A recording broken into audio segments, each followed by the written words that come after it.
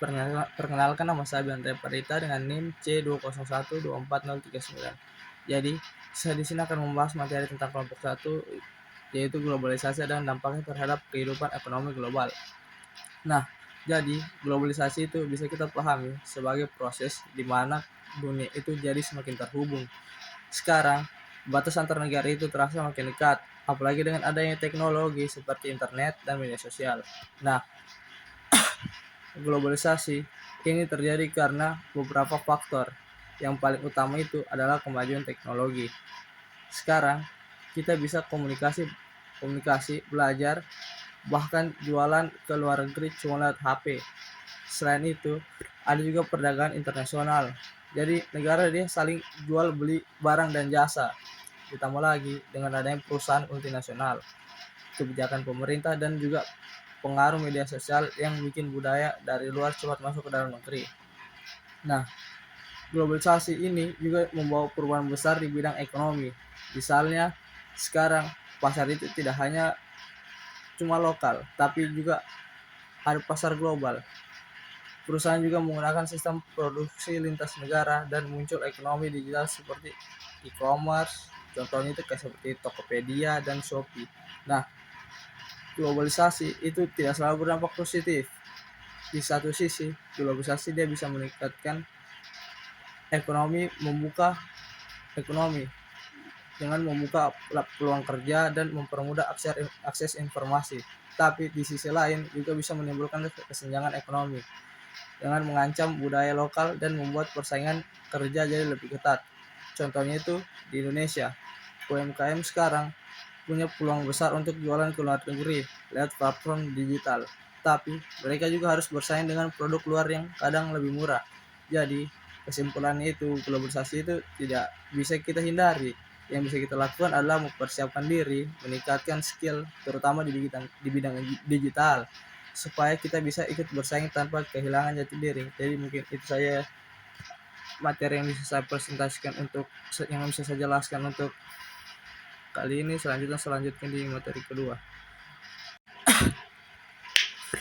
Jadi baik, langsung saya jelaskan tentang materi kelompok 2 tentang marketplace. Jadi marketplace global. Jadi marketplace global itu platform digital yang memungkinkan orang dari berbagai negara bisa jual beli secara online tanpa dibatasi jarak dan waktu.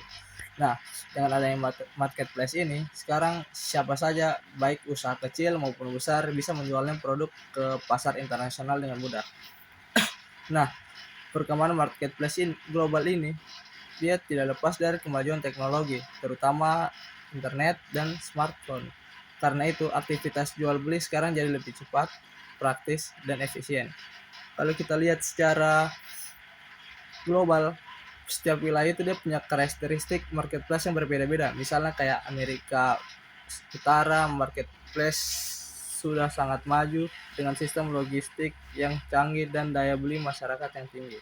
Nah, kalau di Eropa, marketplace itu dia lebih ketat dari segi aturannya, terutama soal perlindungan data dan konsumen. Sementara itu, kalau di Asia justru jadi yang paling inovatif. Di sini muncul tren seperti live shopping, social commerce, dan penggunaan e-wallet yang sangat berkembang.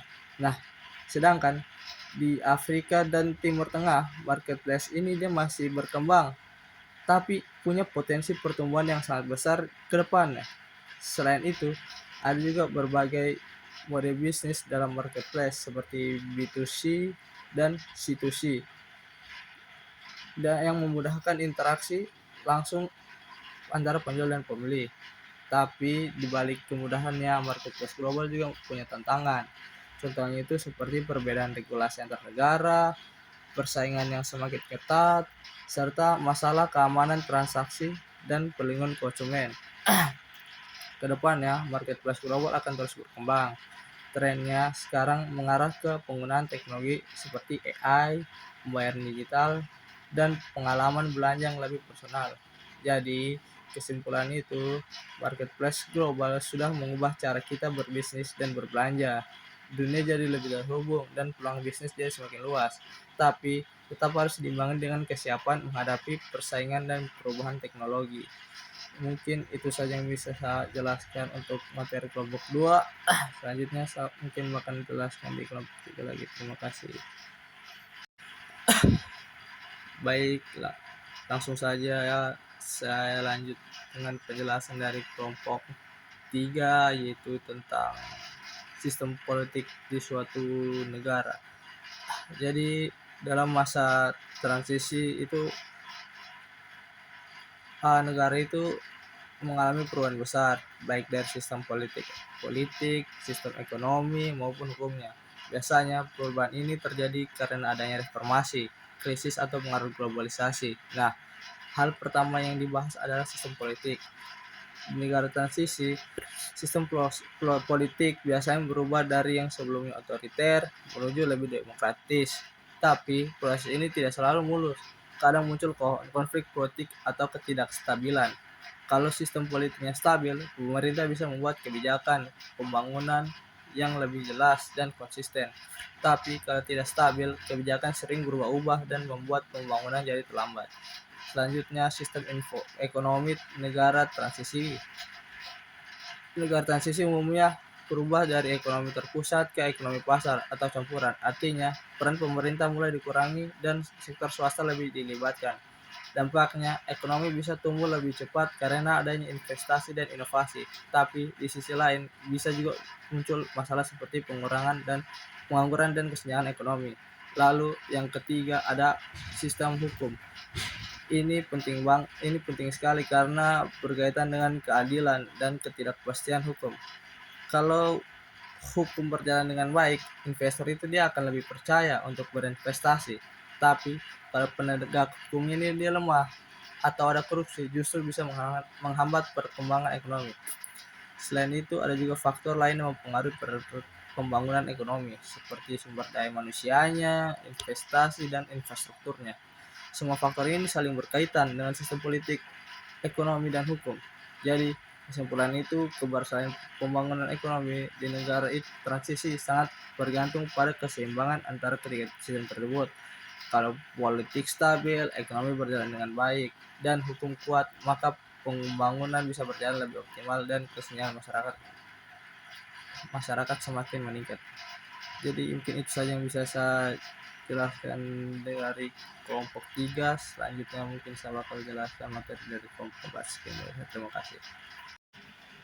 Baik, jadi saya sini akan melanjutkan dari materi kelompok 4, yaitu bisnis global. Jadi pengertian bisnis global itu kegiatan bisnis yang dilakukan lintas negara, baik itu dalam bentuk perdagangan, barang, atau jasa, investasi maupun kerjasama antar perusahaan di berbagai negara. Nah, di era sekarang ini bisnis global ini berkembang sangat pesat. Hal ini disebabkan oleh kemajuan teknologi, terutama internet dan transportasi, yang membuat jarak antar negara jadi bukan lagi hambatan besar. Selanjutnya, ada beberapa faktor yang mendorong terjadinya bisnis global. Salah satunya itu adalah globalisasi, ya, yang membuat hubungan antar negara semakin terbuka. Selain itu, kemajuan teknologi, kebijakan pemerintah yang mendukung perdagangan internasional, serta adanya perusahaan multinasional juga ikut berperan besar. Jadi bisnis global itu juga memiliki beberapa bentuk, misalnya seperti ekspor dan impor, kerjasama internasional, hingga investasi asing. Melalui kegiatan ini, perusahaan bisa memperluas pasar dan meningkatkan keuntungan.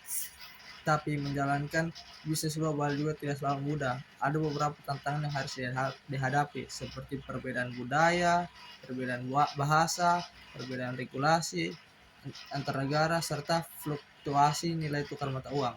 Selain itu, persaingan di pasar global juga sangat ketat, karena perusahaan harus bersaing dengan pelaku bisnis dari berbagai negara. Namun, di balik tantangan tersebut, bisnis global juga memberikan banyak peluang, seperti memperluas jaringan, meningkatkan inovasi, serta membuka lapangan kerja baru. Sebagai contoh, banyak perusahaan Indonesia yang mulai go internasional dan menjual produknya ke luar negeri melalui platform digital. Jadi, kesimpulan itu, bisnis global adalah peluang besar di era modern. tapi juga membutuhkan strategi yang matang agar bisa bersaing di pasar internasional. Mungkin itu saja yang bisa saya jelaskan dari kelompok 4-nya. Selanjutnya mungkin saya akan jelaskan dari kelompok 5. Sekian dari saya, terima kasih.